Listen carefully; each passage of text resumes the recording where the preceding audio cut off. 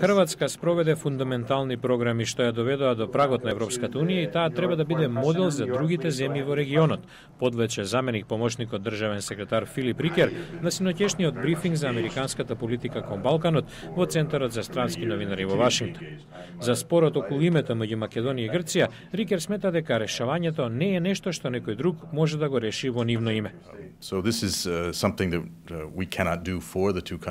Ние тоа не можеме да го сториме за двете земји. Веќе повеќе години ги потикнуваме. Аплаудиравме на напорите на сега веќе поранешниот премиер Папандреју и премиерот Груевски да се среќаваат и да дискутираат за прашањето, а посекако продолжуваме да ги поддржуваме напорите на посредникот на Обединетите нации Метју Нимиц, одговори американскиот дипломат на нашето прашање дали САД планираат нов притисок пред самитот на НАТО наредната година во Чикаго.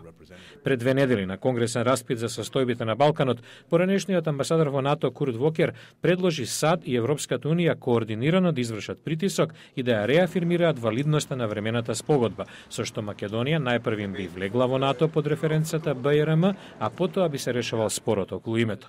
Запрашан за ваквата варијанта, особено во контекст на предстојната пресуда на Меѓународниот суд на правдата, Рикер потсети на условот на НАТО: прво решение за името, па потоа покана за членство.